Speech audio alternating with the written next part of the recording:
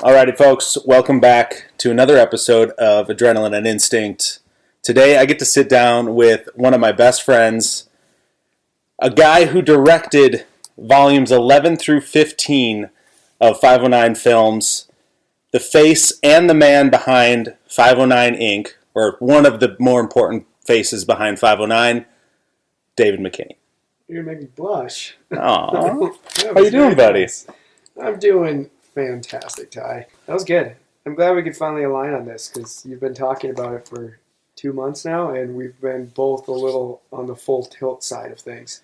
Yeah, our schedules have been, I'm in town for a week, you're gone.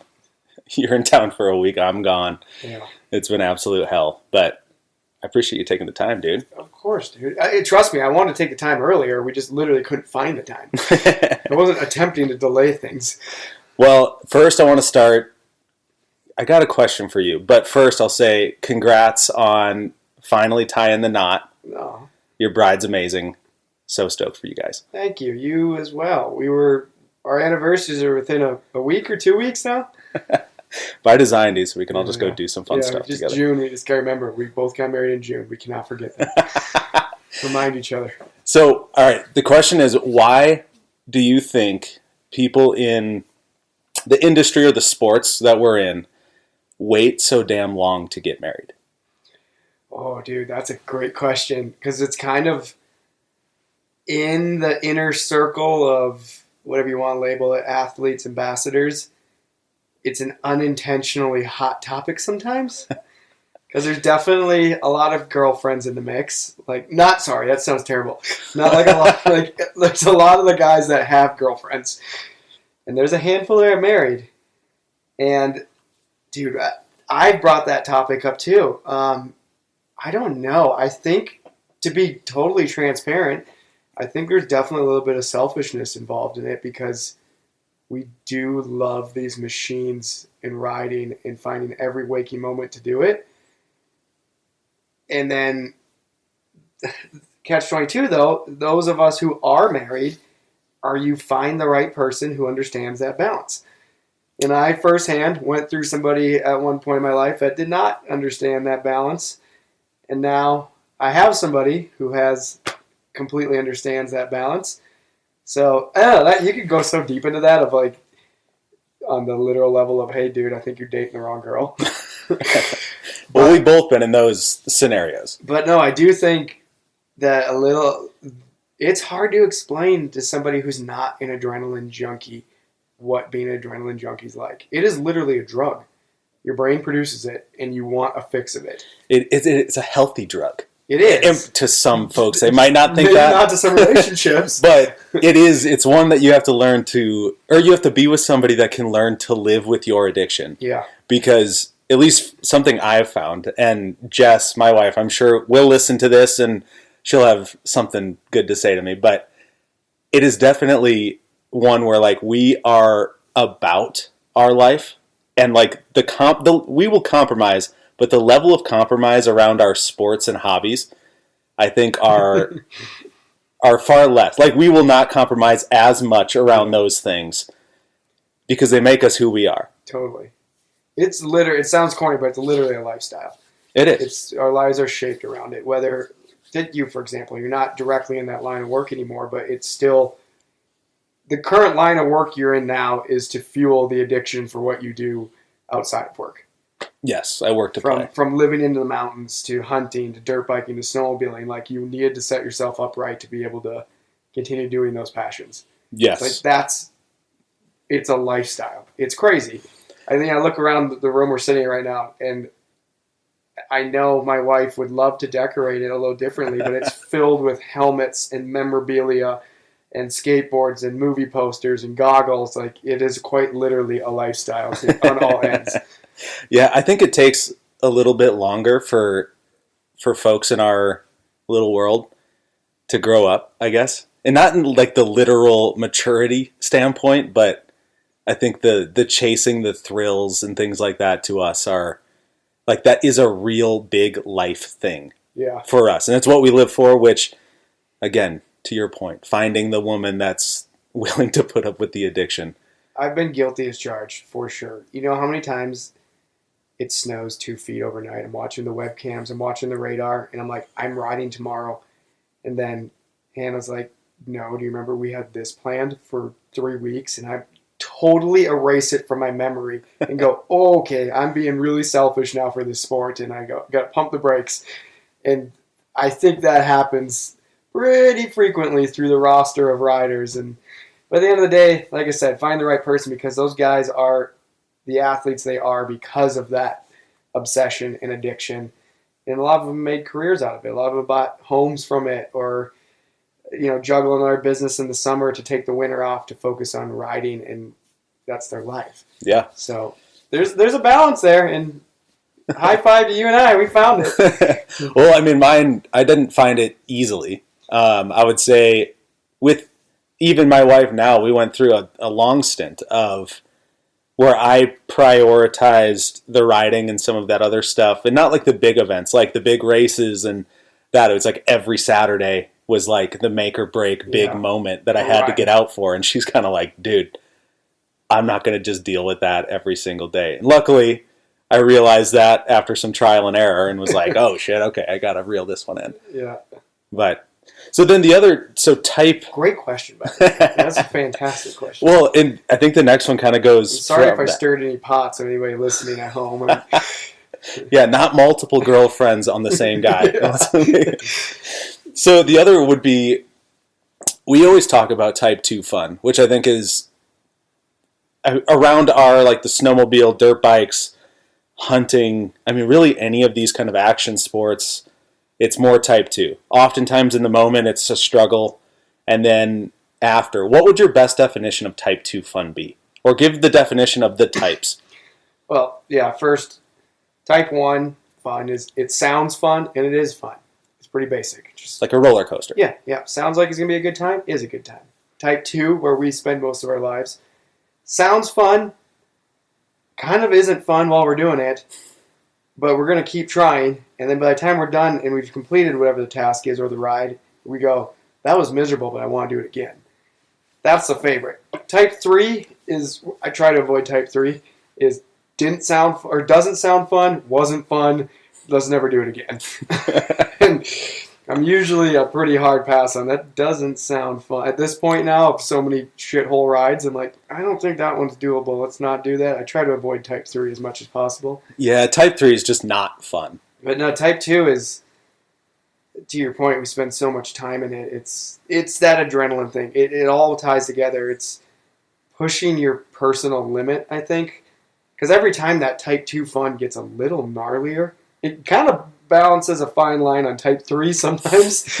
Because we're definitely going to some stuff that previously potentially was type 3 and now is becoming type 2 as sleds evolve, riders evolve, everybody's skill set evolves. But I don't know, there's something about knowing you've put down a track or ridden a line that potentially nobody in your local area has ever been to or seen is so fun and personally rewarding for your group, and it just creates the best stories. The stories are half of it, Always. I think there's something, I want to look, and maybe I'll do an episode where I dive into like the science of type 2, because there clearly is this draw, and there's so many people that are addicted to the type 2 style of fun. And oftentimes you're not telling your kids about the time you rode a roller coaster. Like, it's about the ones that you had some struggle in and overcame. But I guess for, like, one of the things that I always find so interesting is the people that live in this type 2 fun world have so much more sense of their, like, authentic self. And I think it shows when you talk to them and their passions they have towards stuff. And I want to learn the science behind the differences. I mean, you have to be passionate to continuously, essentially risk your life. Type 2 fun, most of the time you're risking your life in some way, but you know the limit. So you don't go out and willingly put yourself into a situation where you might have to spend the night or MacGyver something to make it back home that night without being passionate about it. Like, it's insane when you think about it in those terms.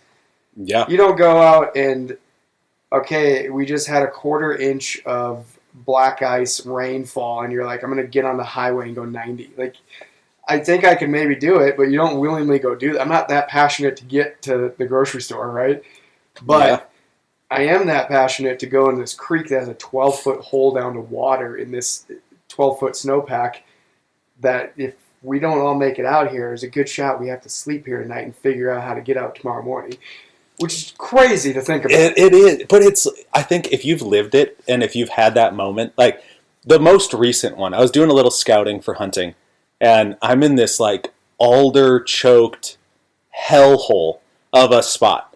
Everything north of it is good. It's just steeper than shit. And I'm walking down, and you have a big pack on, and you can't really turn up once you drop down like a old cut bank, a 10-foot cut bank that you're like sliding on your ass down to, because onX says there's a trail below you. Yes. And you're sitting there just trusting this device, and you're like, man, I hope it was the one I rode in on, and I hope it meets it, and it's getting dark, and I don't have a headlamp. Not prepared on my end, but you're sitting there, it's like this like giddy feeling kind of comes up of like, what if I have to stay the night? Yeah. And for some reason, it's a positive feeling, not this feeling of like despair and agony. I think everybody needs at least 5 times a year be in a situation where you consider spending the night. It's really nice to know you can do it. That's living. L-I-V-I. But backtracking to the onX point, love onX for that reason, because you know how many onX maps have told me in my brain that, yeah, we can get there. Because there's a road right there, but then what's between this road and that road, like you just said, might be miserable, but all you keep thinking about is eventually we're going to end up on that road if we keep pushing through this. onX maps possibilities, not guarantees. Unlocked. New zone unlocked. That's awesome. Well, all right, I want to hear, your story is a kind of a crazy one, and we have a lot of like overlapping, I think, things, whether we're coming from the same place, ending up in the same place. But I'd love for you to kind of start at the basics, because I feel like, a lot like myself, you had immense passion for power sports. Yeah. How far back do you want me to go? I think your story's good enough to go back as far as you want, because it embodies kind of everything this podcast is about. Okay. Well, I'll start with this then, because this kind of paints a picture for where things are today. Is I got my first snowmobile when I was 3, a little Arctic Cat, kitty cat. And my dad didn't want my mom to know about it, so he snuck it in the back of his little Jeep Grand Cherokee in the 90s and surprised me with it on Christmas. The irony why I bring that part up is for the first year I was scared of it. I didn't ride it at all until I was 4. Like, I didn't touch the thing, which you think about that now and it's like, what would I have done if I didn't ride that snowmobile? Anyways, but so I rode that thing, and I know a lot of people say when they were younger they used to ride snowmobiles a bit, and you hear stories of in the farm at grandpa's or your uncle's, but I'm not over-exaggerating. From 4 years old until I moved out to college, I would ride around the yard, the ditch, every single day there was snow on the ground until I was either out of gas or whatever. I just had to go to bed because it was a school night, but I would ride every single day, and that sparked it. But were you the kid like sitting in class just dreaming of being on the sled? Dude, I had the magazines cut out, and like when you open your desk, I had like stuff taped to the bottom and Arctic Cat posters. And mind you, I left out, this is northern Minnesota. I grew up in northern Minnesota, which was already kind of the snowmobile capital of the USA. It was, a bunch of two of the manufacturers are there, the OEMs, Polaris and Arctic Cat. So the culture of snowmobiling was thick through the Midwest there, specifically Minnesota. But what really sparked it was I was lucky enough to grow up 15 minutes west of Duluth, which is where the season opener for the National Snowcross circuit was every year. And it was Thanksgiving weekend, and I'd go to that. I think the first time I went, I was 7 or 8, and met Tucker Hibbert and Blair Morgan. And I was hooked. I was hearing mod sleds, twin pipes, race gas, and I already loved snowmobiling. And then I was like, I want to figure out how to start being involved in this in some capacity. And I was into skateboarding at the same time, and snowboarding and all that. And I was watching skateboard movies and sled necks. So these two worlds were colliding, and I was starting to get interested in cameras. And so the snowmobile avenue just seemed a little more accessible, being where I was growing up, small town Minnesota, right by the Snowcross National Opener. And fast forward to, I think I was 16-ish, and I started shooting some stuff for the National Snowcross Circuit. I did that for a few years, toured around, did the whole tour. And I was going to college at the time in Minneapolis for cinematography and production. Now, this was very narrative, storytelling based cinematic, and I just wanted to like film action sports. So I learned a lot of interesting, like I learned the basics. I learned a lot about lighting there. I learned a lot about structure, and if I ever had to write a script for any reason of doing that. But I mean, I met some great people, but I was kind of around a bunch of dorks, to be completely honest. And these guys are going to the coffee shop and the brewery on the weekend, and I'm driving 2 hours north to go ride my snowmobile back home. And internship time came around, and there was a show. I think they're still doing it. Sledhead 24/7. I think. Yeah, I think they do primarily a lot of stuff for Snowcross Circuit now. But I interned with Sledhead 24/7 and shot a bunch of stuff for them around the Midwest. And then every March, in late February, March, there's an event in West Yellowstone called Snowshoot. Snowshoot is, I'm trying to think what to compare it to. It's the media, all media in the snowmobile industry gets to go and see the next year's snowmobiles before they are released. Is it almost like the Sled Tracks event in Sweden? Yeah, kind of. Yeah, they get to do like the industry ride. Yeah. Yeah. But like a US, probably more amped up version. Well, those guys come over for that too. They have International Week, and then they have North America Week. So anyways, they get to all the magazines, Snow West, Snow Goer, Snow Tracks, everything comes out there so that when the sleds are launched 2 weeks later, they have media to back it. They get to test ride them, all this stuff. And so this was 13 or 14.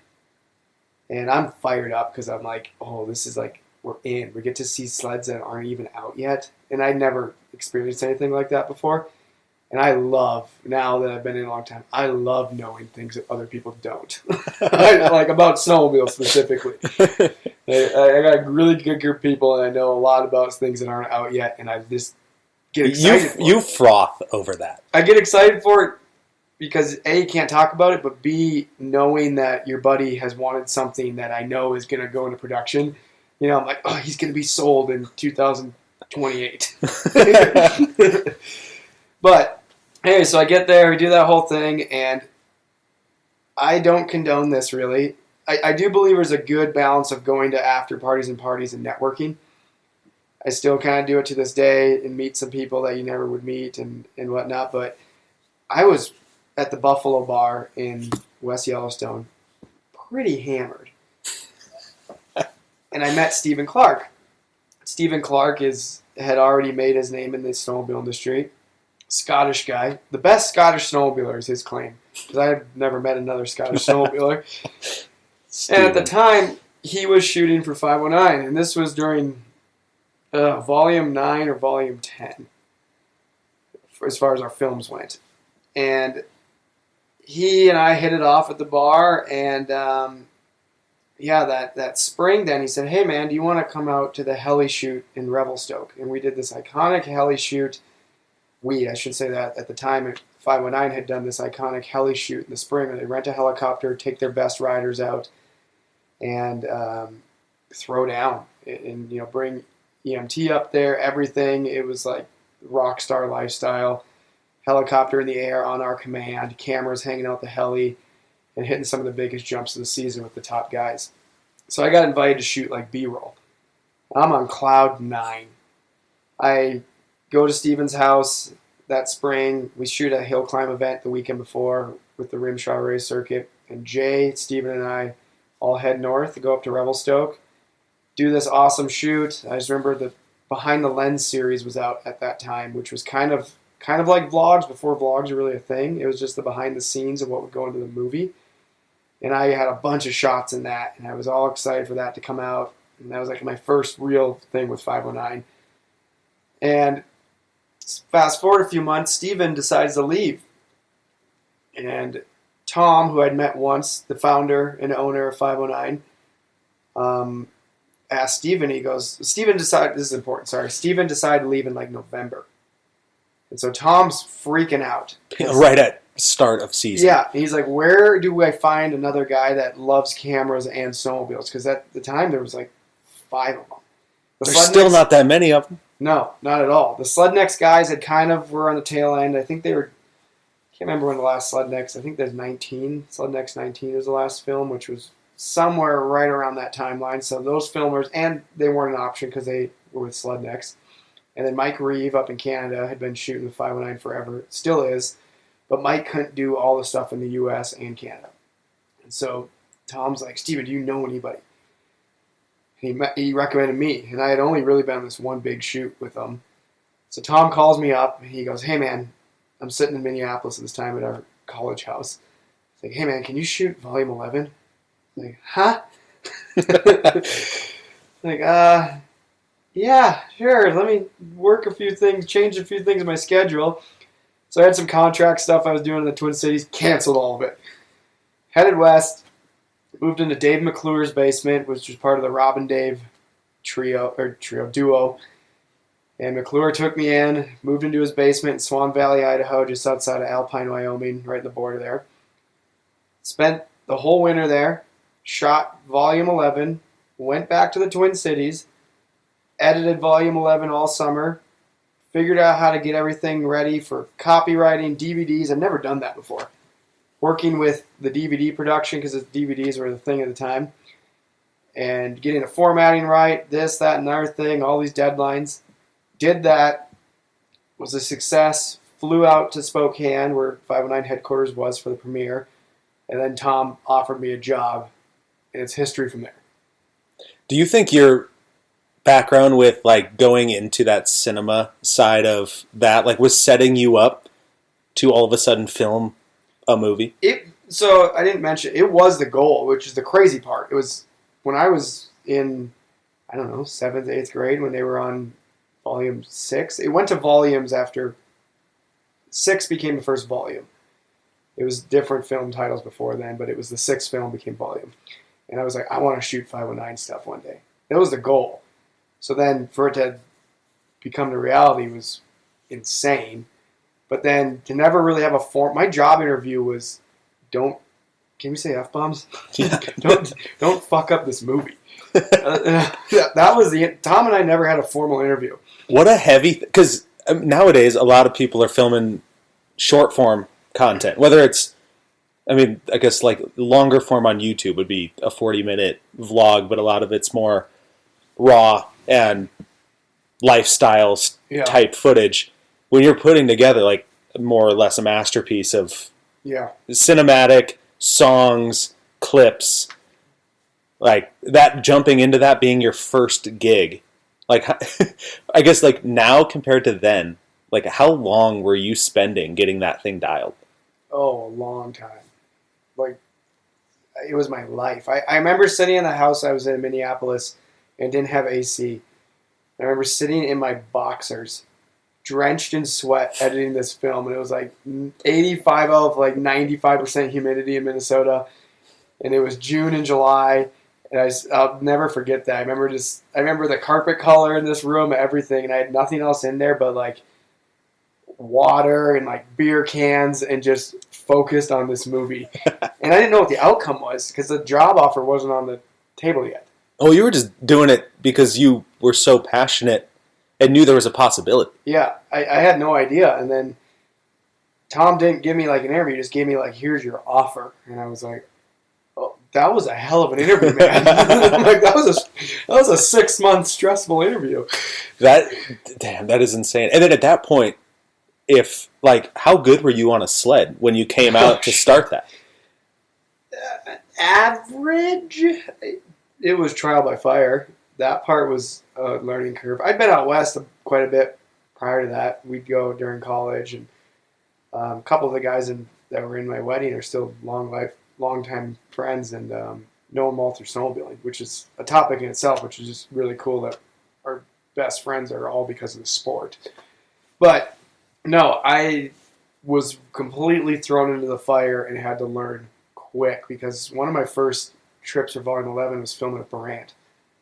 And I was like shitting bricks. I had the most clapped out Skidoo XM, 4,000 miles on it, in college, didn't have money for a sled, was beat to crap, and it was not the sled to be at Brant's at 11,000 feet. And I think I might have rode one of Chris's sleds the next day because he was like, dude, you can't ride that. Like, you're slowing our day down. But that's the fear right there is these people are taking the time. You're there to produce their best content of the season.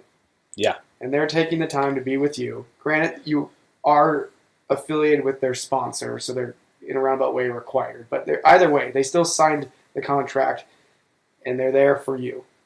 Yeah. And the last thing you want to do is slow them down and make their day a burden. I mean, even like just, yes, they have an obligation. And I think maybe now in the position you're in, like you realize that now, like there is a level of professionalism they have to have towards who's filming. Yeah. But to your other point of like, and where they're riding, like let's put that into perspective for these guys or for the audience. It's like some of these places, it's like, yes, the maybe where they're at and getting the shot is rideable. But some of the shit going into that spot is like, to the common guy like myself, I'm like, all right, tapping out. Yeah, I think that part was impossible to capture because when we were doing the movies, it was 3 to 5 minute segments per person, and it was just banger A-grade clips. And there was nothing about how we got there. And honestly, if any of you are wondering kind of what the terrain's like, I think Muskoka Freerider's YouTube channel has captured what it's like getting into a lot of it very well. So if you're curious what the heck we're talking about, go watch that. And kind of the way he's riding and just his day in the life is what we were doing and are doing to get an 8-second clip that you end up seeing. Yeah. But that in itself, yeah, I mean, just the riding aspect of it was trial by fire. And I figured it out, but I mean, I had the best in the world mentoring me at the time. But there was also that nerve aspect of these are my idols. Because a lot of the guys that were on the team when I started doing it were guys I'd already been watching for 5+ years as a fan in Minnesota. And now you don't want to disappoint them. Yeah, now I'm with them. Sane Skinner, he was the one who was chirping me the most. I remember he said he called Tom and he was talking about me, and he asked if Tom was sure about me. He's like, because he's like, great filmer, dog shit sledder. And then but hearing that comment or getting to the grapevine like fired me up to be like, all right, I got to figure this out. Yeah, it's so funny to me because I think if we fast forward to now, and I've ridden a lot with you, but even just like testaments from other people that are far better sledders than I am, where the common consensus is like, if you wanted to just put the camera away, like you're good enough to just be a pro rider. Now, granted, I know you're not sending things deep, like you have a good basis of like where you're willing to go, because let's be real, your real job is to film and to put these things out, so you can't be the guy that goes wads himself when he's supposed to be working. But I mean, your progression as a sledder, I mean, you were far north of the average guy now. Thanks, dude. That's always a tough one. I don't like talking about that. I know you do. I'm aware. I'm aware I'm a good rider, but I feel like I owe it to the people that was around to bring me to that level. And I'm a sledder before a camera guy at heart. Like the cameras, I combine the two. I love doing it. I love producing the media. I love putting together these edits. I love showing other people what we do and promoting this awesome industry and this awesome sport. But at heart still, it's sleds over cameras no matter what. There's a good balance there, but there's a lot of days when we're filming stuff where I'm like, can I put this away and come ride with you guys? That part's got to be tough. There is some painful moments where that's also fun as you learn and progress your riding is you can really help find shots for the riders. You look at the terrain differently. You can get into their head a little bit, and it makes it a lot easier to film. Like and each rider's style is different, and I've spent so much time with them now that I know kind of what they navigate towards and what type of features they look for in the backcountry and what type of terrain they are more comfortable with. Yeah. Which makes it really fun for the two of us to bounce things off each other while we're out there and efficient. Yeah. But also, I'm like, I also want to ride that. Well, because I think to a lot of people, at least for myself, it's like if I get done working all week, I mean, that was like my issue even working at 509 and in the industry I was feeling some of that burnout towards, getting done and not wanting to go ride a dirt bike or getting done and not wanting to talk about sleds or some of that stuff. But you have always, I think, been really good at, or maybe it's just like because you're sick, like the rest of us, but like you get done shooting for a week and then that weekend we're off in the shithole again, right? Like, how do you balance that work life? I'm incredibly thankful to have not lost a bit of that passion. I hear about it all the time, like what you're saying right now. Guys work in the industry or they love, and then something happens, there's a hiccup, and they just kind of lose that drive for it. I honestly don't have an answer. Like, I'm just obsessed with snowmobiles. But I'm very aware that I'm obsessed with it, and also very aware that a lot of people lose that with time or have something that can kind of alter their perspective on it. And, yeah. But it's also like, it's my stress reliever. Even if that job, doing what I did yesterday, it's a tough thing to complain about, but the days are gnarly still. There's some days where it's like everything's fighting against you. We've had sled issues. We've had weather issues, whatever. The rider wasn't feeling it. And it's a long day. You eat late. It's whatever. You burn 6,000 calories, and you just want to get back to the cabin. But, like, how I want to deal with that is go ride, which is weird. The thing that hurts you some days is the thing that also you want to go do the next day to relieve what happened prior. And I wish I could say the same, but when I was, like, going through some of that stuff, it was like I didn't want to. And I think maybe part of it was so much of the role I had was numbers and spreadsheets, and the relationships were so like transactional in the sense of, we're not even talking about like the why we're here and the product. Like, we're not talking about the deep depths of why this thing is amazing.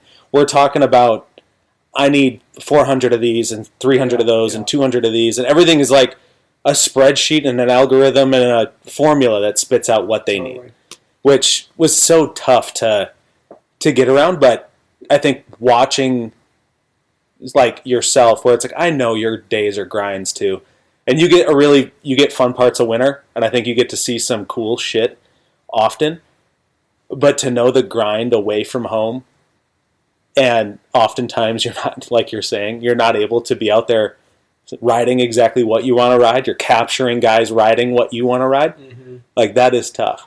I think that's also why I wanted to ride though too. Like, I just was 5 days with some of the top guys in the backcountry, and it gives you ideas. It's like blue balls in you. You're like, okay, I gotta get home and go ride now. I just watched these guys do a bunch of cool stuff and ride some of the coolest terrain. I'm like, I need my fix. Even though I'm still getting, like, the film days aren't easy days. Like, we're riding still. There's a lot of riding to get into these spots, and like really technical riding where you're getting your fix. But it's still not the same as just a free ride day with your buddies. Yeah. It's a tough thing to complain about, because at the end of the day, I love every aspect of it, but every job is a job. And when you do it with this group of people, it is demanding. Physically demanding, mentally demanding, crazy, weird hours, different time zones, driving through the worst weather. We leave when the weather is terrible. Yeah, most people are scheduling to stay home. You're hitting the road. A tough thing to complain about, but until you do it that frequently, like, it's hard to make somebody understand, because it's still awesome. I'm aware of that, but I'm not complaining about it by any means. It's just, it becomes a job. Well, you've always done such a good job, I think, of like vocalizing that. I think any time you say anything about like something being hard in your line of work, like, you always preface it with I get it, like, we're still doing such awesome stuff. And you're very cognizant. But one of the other things I wanted to get into with that was, I think one of the really cool things that I've watched or been able to watch you do over the last 3 years was that kind of treatment that you got from Steven and getting that invite and really getting that foot in the door. Like, I think one of the cool things is I'm seeing you do it with Tristan. Yeah.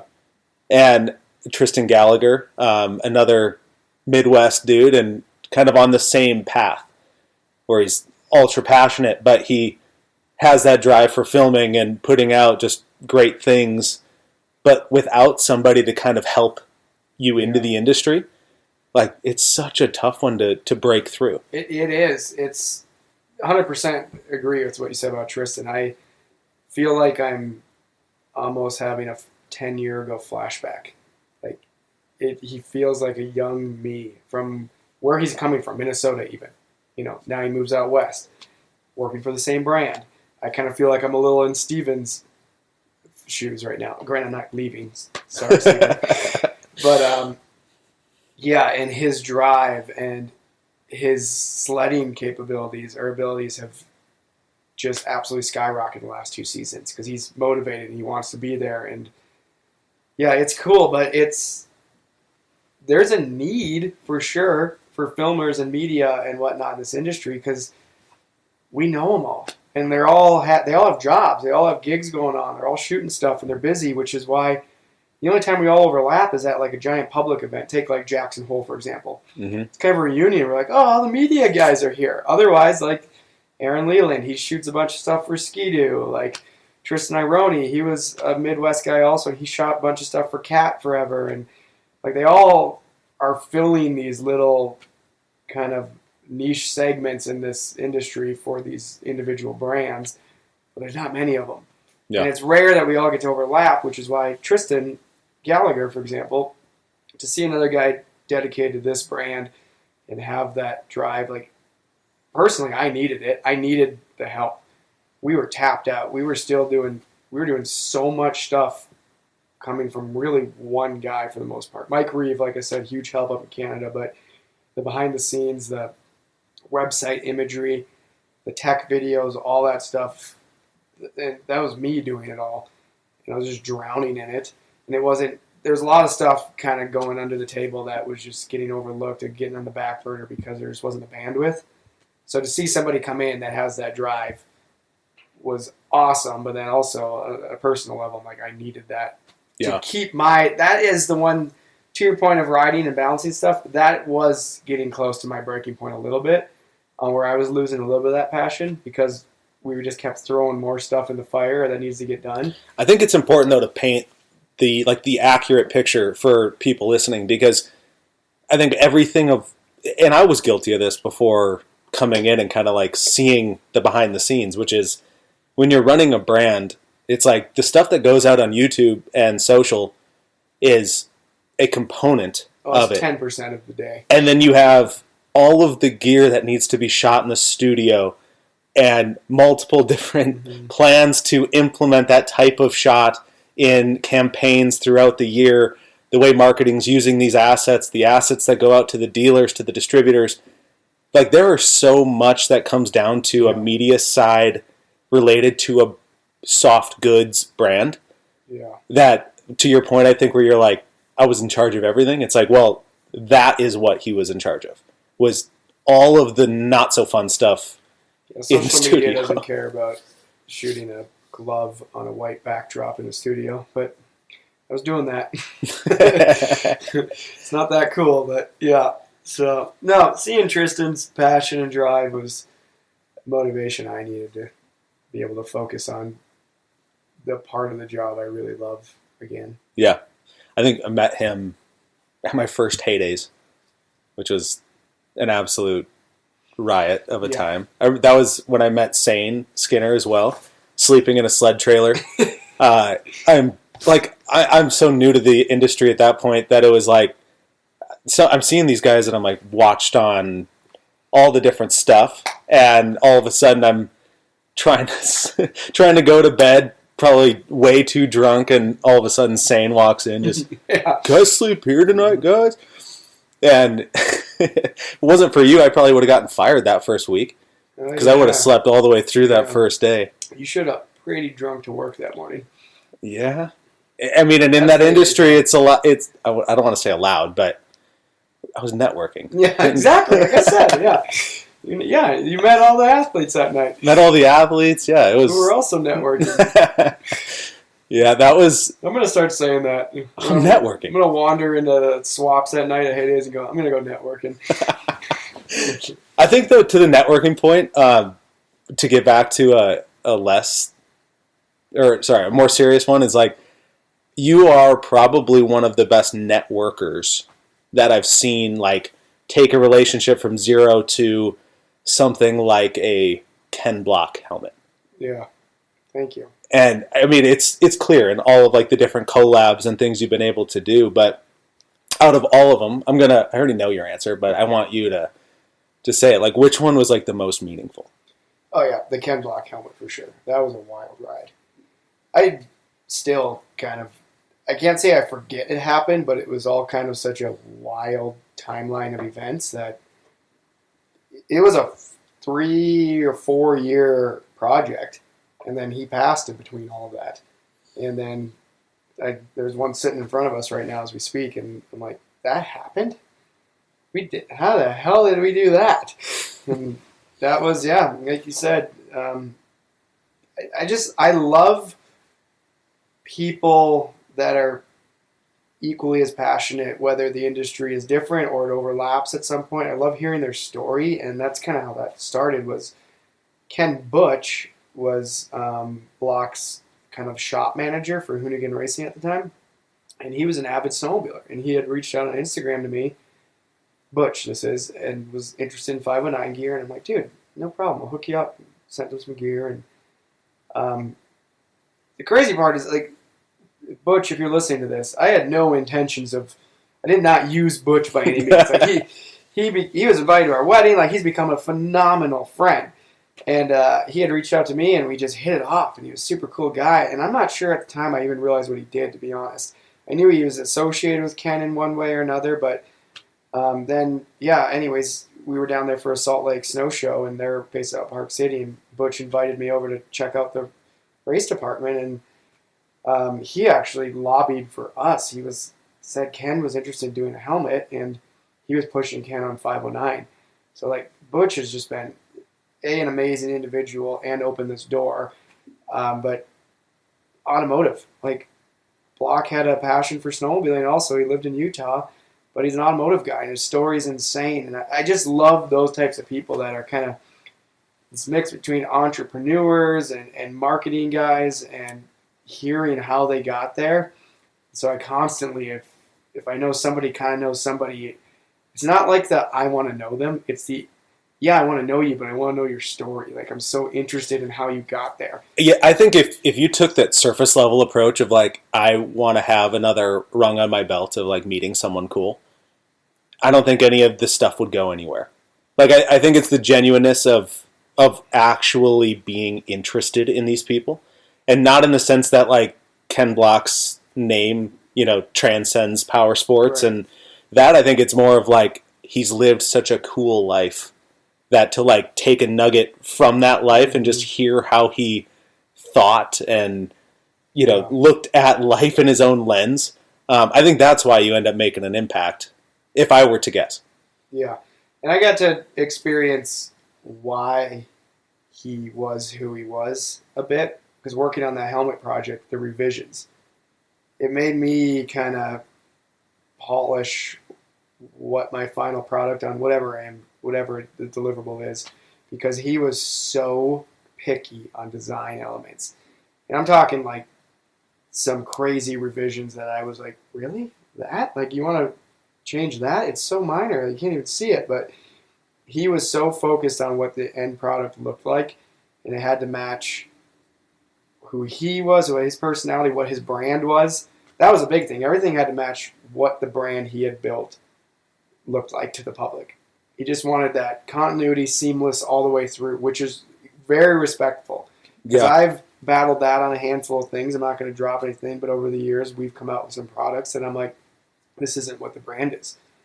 And that then loses trust with the consumer, loses that, just that, what's the word I'm looking for, that household name of knowing 509 is going to do this, 509 is going to do that. You throw a curveball in there like that, and you might turn some people off. But Ken was so focused on that, being so true to his brand, to Hoonigan, to whatever. Just him. He was a brand at that point. Yeah. Himself. Yeah, his no compromise. It was really attitude. Cool to see his dedication to making sure that this is an authentic Ken Block look, and I want it to be nothing but that.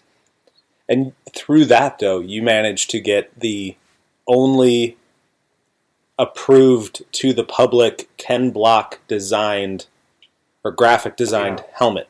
It's insane to hear you say that. It's insane for me to think about. All of it's insane. And then his wife wanted to fulfill any obligations Ken had going on after he passed, and I worked with Lucy directly on it for another year and a half or so, and she was like, Ken loved this helmet project, and let's do it. So I thought when he passed, I didn't even think about it potentially coming out. Out of respect for the family, everything, I'm like, nope, that project's over. It was just not even in the back of my mind was there a thought of this thing might still come out. But then Lucy had reached out, or Butch, I can't remember who, and they're like, we want to do it. And I was like, what? And it's, I don't know how to phrase it or word it, but I can't say it almost meant more, because it's terrible what happened. But for that helmet to still come out and for his legacy to live on was, I don't know, man, that's the only project I've ever cried over, I can tell you that much. That one was... Yeah, but it is the only, and will forever be the only Ken Block designed. Yeah. There can be Ken Block inspired. Yeah, I thought that too, because that livery, he came out with that electric Kana with that Audi. They launched it after he had passed. They held on to it for a year or so, and that was the first time that helmet graphic he wore it. So he had that in his like rally style helmet, and he had it made up before we launched this. I knew he had sent me a photo of it. It was a hand painted one, so that was going to be kind of the debut of that helmet graphic. But they saved that until another year, a couple of years after he had passed, and this came out before that. So it was kind of cool. So people recognized the graphic from his final video. It all tied together, which is Ken's master plan. I'm like, dude, even after he passed, his plan is still like, he's a genius. Just a marketing genius.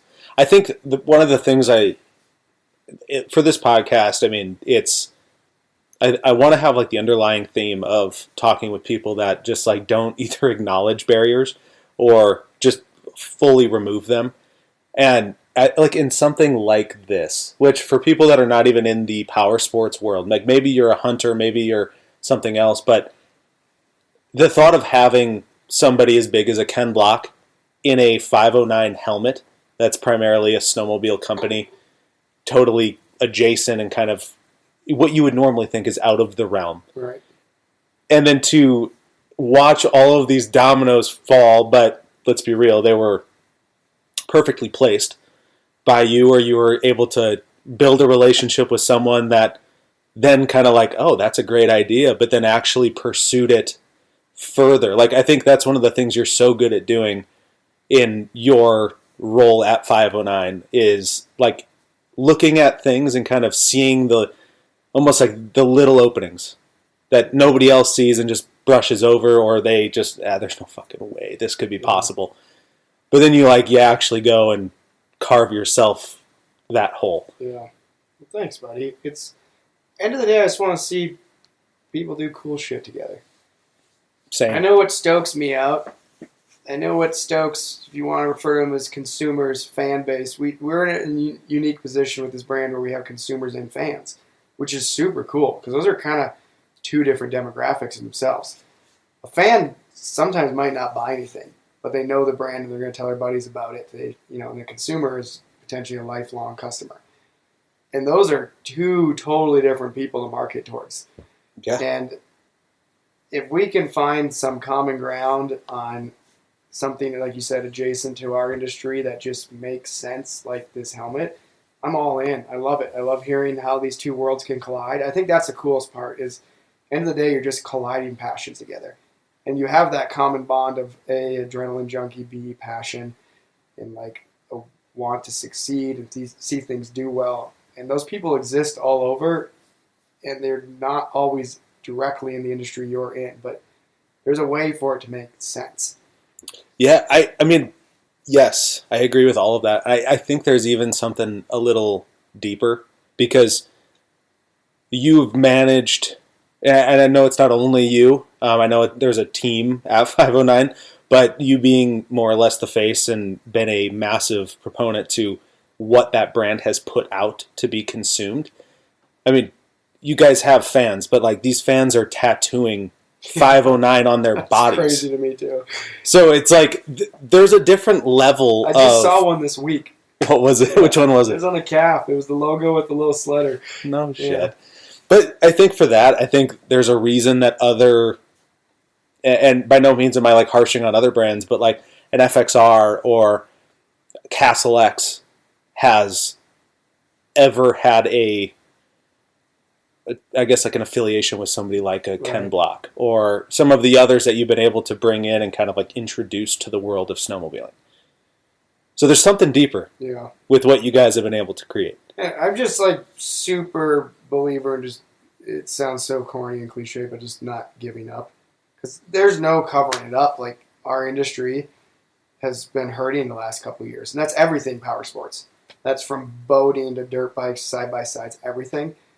But my goal has been to the public eye, consumer, fan base, just keep on keeping on. Like we haven't skipped a beat on social. We haven't skipped a beat on videos. We've stayed with normal programming. I have skipped a beat in the podcast. I've been busy. Sorry.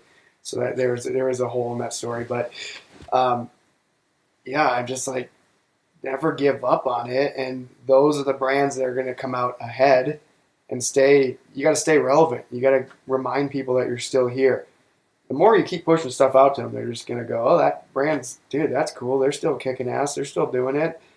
And the ones that just kind of ride the tide and ride the waves a little, it's like, I'm not going to name drop, but there's a certain brand right now that just had a big change. And there's people like straight up boycotting them. And they went radio silent for months. And now they all of a sudden popped up again, and there's like people just hating them. They say, I'm never going to buy your stuff again. So you just got to keep on keeping on. I mean, yeah.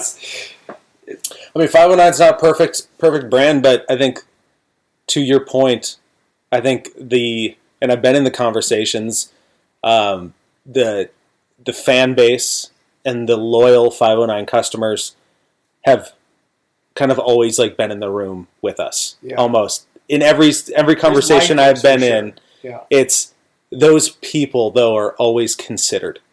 Like, yes, business decisions have to be made. Yes, marketing decisions have to be made, but there's always that thought of the end person consuming this stuff and what is their perception, which I think has been like a lifesaver. Yeah. It needs to be, that should be like the number one thing considered. Well, brands don't exist without them. Yeah. I mean, that's like said back on Ken, that's what every move he made was the consumers and the fan. They were in the front of his mind for sure, and what the brand looked like to them. Yeah. So, what do you think would, like, in the sled world right now or moto world, like, what do you think is next, or what do you think is needed to kind of get the blood pumping again? To be totally honest, it's you can dive into the back end of this and supply and demand and whatnot and everything, but the cost of sleds right now is brutal. Yeah. I see a lot of surveys done, and a lot of people are saying they're just not buying new sleds because they're getting priced out of the sport. Well, that's with anything right now. Trucks, house, everything. I mean, the nation as a whole. That's a whole different topic. But there is a lot more people buying used stuff and then buying new gear. There's a lot of different ways to go about it, but I don't know if there's just not quite that passion being passed down right now, and you just need a new generation to spark it, which is what our goal is. We definitely have a more youthful consumer. There's brands for guys that are in the later half of their sledding career, and then there's brands for the ones that are just getting into it. And I want to forever be that one, that more youthful one, because that is our next generation of consumer. I don't know. There's no perfect answer for it, because then we would be doing it. Mm-hmm. But I don't want to go all avoiding politics and the economy and everything, but the price of stuff right now is for sure an issue. Especially a new sled is $25,000. I remember when I bought my first time I ever bought a brand new snowmobile was in '09, and it was $6,200 out the door. I could buy almost four of them of that sled now for the price of one sled currently. And the tough thing too is these sleds, if you ride them hard throughout a year, it's like hammered.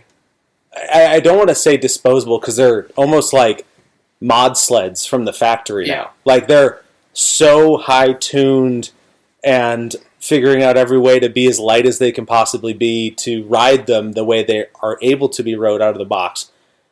But at the end of the day, it's like 2 seasons on them. Yeah. And they're rattling and shit's breaking. The sleds are for sure kind of, I don't want to say disposable, but if you ride them, which is a bummer for the price point, if you ride them, like really ride them, they definitely take quite a bit of maintenance. But there's also this weird new thing I've noticed that I think we could get away from, that if you don't have a new sled every 2 years, you're like not the cool guy, which has developed in the last like 5 years or so. Because social media has influenced people so much. It's the only industry where you can go to a parking lot and everybody has aftermarket stuff. You go to a motocross track, there's so many guys with bone stock bikes, 10-year-old bikes, 15-year-old bikes just going out to ride for fun. You go to the sled parking lot, there's guys with aftermarket shocks, wraps, thousands of dollars and stuff, and it's the sled's 1 year, 2 years old, and then they just do it again and again, which is great because here's the double-edged sword of it. Those are the guys that are keeping these brands alive. It's a high-dollar sport for sure, but there's just kind of this weird mentality of like, you're not it, or you're not part of our crew if you're not riding the best and newest stuff. Yes. There's a couple areas where I've seen this heavily, and on one, like archery, like the bows you're shooting. Yeah. Like if you're not shooting the new style, and you can tell because of the size of the cams and all the other stuff, it's like you kind of get discounted. Like you don't know what you're doing. I would say even more so on the trail side of dirt bikes. Not necessarily on the aftermarket stuff, but if you don't have a newer KTM, Husky, electric start, 300 kind of bike, you kind of get looked at like, nah, I don't want to ask that guy to ride because he's probably not riding the stuff I ride. People assume you can't ride, which is interesting. Do you think it's because, like sleds though, it's like they are changing so much from a year-to-year basis, especially on aesthetics, where I think that is another area, like if they had, like KTM kind of had the same style of bike out from 2018 until, or actually 2017 until 2023. Yeah. And you could tell if you really got in there, but you didn't really care that much. But then once it's all of a sudden the new body is all of a sudden you're kind of like, I don't know. Yeah, I don't know where it's going to go on the tech side. I mean, I kind of do a little bit because like we were talking about earlier. But they're so good right now. Here's a crazy thought for you. This year, the 2026 sleds show up at the dealerships, like in the next couple months. The Axis chassis came out in 2016. It is a decade old. It's a dinosaur. As of this year. But what I'm getting to is this is the first time I've ever thought if I was given a 2016 Axis snowmobile, I'd still most likely be able to go all the places one of the brand new ones are. We've kind of hit the curve. The curve's starting to flatten out, I feel. So now these sleds, like I look at what we're riding now and imagine when this is 6-7 years old and somebody can buy it for $6,000, it's very capable.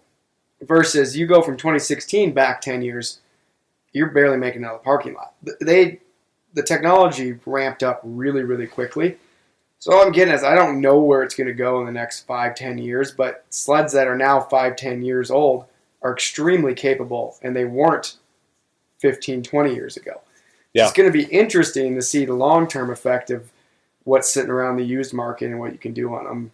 Because I still have an Axis in the shop, and I love it. It's a great chassis. Yeah, it's been the town sled. I think we've all ridden it for a season. It's great. It gets around just fine. It doesn't have any of the issues that the older previous generation sleds had.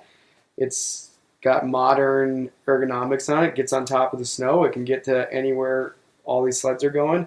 So it's going to be really interesting, the future of A, what new sleds look like, and B, what the used market looks like. So I think it's going to become a little more obtainable. We almost got to get past this crazy price hike right now, and then the used market is going to be able to get people into it with better technology at a more affordable price.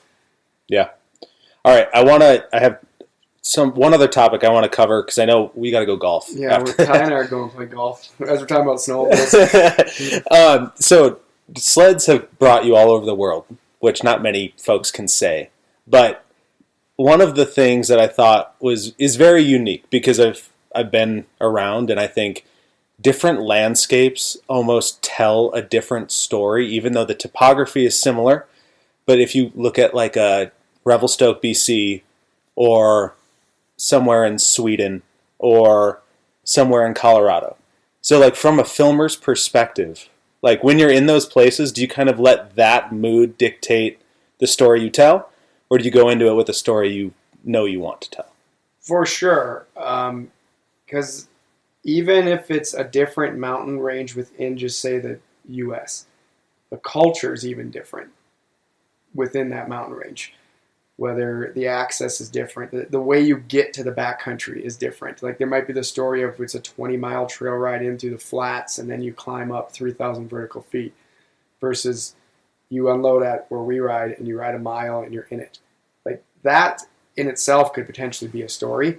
But then, yeah, you go over to Sweden and everything, the culture is just completely different. It's still the same love for the same sport, but the way they do it, the way they get to and from the mountain, the way their day starts, ends, it's all different. And you can't explain how it's different until you experience it, because you know what is quote-unquote normal. You know what your normal ride day is. Then you go somewhere else and you go, this is a little different. I never thought of doing it this way. This is interesting to me. And it might be something stupid like the style of trailer they're pulling. Take Sweden, for example. I'm fascinated by the rigs they use to get to the riding. All the like really thinly wrapped flatbed trailers that they're pulling behind their sedans. And you see any video from Sweden of U.S. guys or North American guys going over there, those are in the video because it's just unique to the area. Yeah. Versus they come over here and they're like, let me see your truck. I'm like, whoa, look at this truck. Well, the only trucks over there are like the equivalent of like a Tacoma, which would be the Hilux, or they have like the little diesel kind of small trucks. And I know I'm talking about just, daily items here, but all of that influences what the story looks like. The food, too, everywhere. The food's different in Canada from what we eat in the U.S., and the food's different in Sweden, and it just totally shapes the experience, and they're different no matter where you go. Dude, I think one of the funny ones, I don't know why this is something I think about, like probably monthly, or like maybe every time I cook bacon, is the story you told me about Japan. Rob Kincaid in Japan. Yeah. Which I think anyone that's been overseas, the bacon sucks. Yeah, it's terrible. It's not bacon. It's just fucking limp cold ham. Meat. Yeah. Limp ham. Tell a quick story about Rob, and then I got one question. Okay, so 2017, I was in Japan with Rob Kincaid and David McClure. Rob Kincaid passed away in 2020 in an avalanche, so very fortunate to have traveled the world with him. I went to Sweden with him also and got to do a lot of cool experiences with him. But Rob was a cowboy and a half. He was his own breed. He's from Michigan, lived in Idaho, but sounded like he was from South Carolina. I don't know. He was a unique individual. And he's a good old boy at heart. Got horses, got some cattle, just love the mountains, hunting elk every single fall. We went to Japan, and he is so far out of his element. We're there like day 3 or 4, and the food was just difficult. We didn't know what half of it was. I have a seafood allergy. I'm just trying to stay alive. And the portions are small because they're smaller people. So we're starving. We're riding snowmobiles. And I'm sitting in this hotel room at like 6 a.m. one morning. And this is like not your buffet you'd picture anywhere in the U.S. It's like oriental rugs, gold fixtures on the walls. The ceiling has like some mosaic painting. Like it feels like you're in a ballroom. And I'm sitting there and I'm like, I smell bacon. What the hell? Where's this coming from? And Dave taps my shoulder and goes, look at Rob. And they had what we're speaking of, bacon that's like limp ham, right? That's how you're supposed to eat it. Rob has shoved like 4 pieces of bacon through chopsticks and has them dangling into the toaster there to try and cook and make American, as he called it, make American bacon. He's like, I just can't eat any more raw meat, man. He's like, I need some greasy bacon. And it's just smoking, and there's all these, natives to the area looking at us like, I'm sure we were doing something incredibly disrespectful to the culture. But I was like, you know what, Rob, screw it. Put 4 more on. Give me some. And it was like some of the best food we had the whole week. And the food was good. It just wasn't enough to fill us when you're out there riding every day. And I think eventually we asked our driver, who was also our translator, to take us to a McDonald's, and we ordered like McGriddles or something. We just like, which we would never do here. No. We just like, give us as many calories as you can. But yeah. So I've seen a lot of stuff over the years in a lot of different places and a lot of good stories, and we're still writing it, though. More to come. All right, I got one more question before I go whoop you in golf. What do you want 509 to mean to the next generation of sledders? I want it to be as authentic to what this sport is about as possible. I want somebody to watch, whether they watch something, they go to an event, they go, these guys know what it's all about. I don't want it to ever feel like it's fake, it's manufactured, there's a mask on. We've been very open about, all the trips and the product. We do behind the scenes stuff all the time. We chat with we're all human. We chat with everybody at every event. I just want it to be like that brand gets it. Like, yep, they've ridden where I grew up riding. They can talk the talk, walk the walk. They know the geography of where all these consumers and fans are, just authentic to the sport. I just want it to be grassroots feeling to everybody who either interacts with us, the brand, or purchases something. Because that's what I am at heart. Yeah. I love the sport for what it is, and I want the brand to represent that as well. Well, I reckon if you're a part of it, it'll likely be looked at like that. Thanks, buddy. I miss you there. I definitely miss it too. There's parts of it that I really do miss. I'm glad we live in the same neck of the woods at least. Yeah. We were friends before we were coworkers. Yeah, because if you were like a remote guy and we just like worked together but through teams, I'd probably be like, have a good life. Kick rocks, buddy. Yeah. See you never. Well, all right, folks. We'll cap it there. Head over to Instagram at Adrenaline and Instinct to get any news on upcoming shows coming. Dave, I appreciate you. Oh, here's one. Let's see how people made it this far. If you go to my Instagram, which is DMC Digital, first person to message me that listened to this all the way through, I'll send you a pair of goggles. Oh. Mm-hmm. All right. That's the real test of who made it through this hour and a half. All right, there it is, folks. All right, I appreciate it. Cheers. Take care. Thanks, Ty. You did a great job. Later, buddy.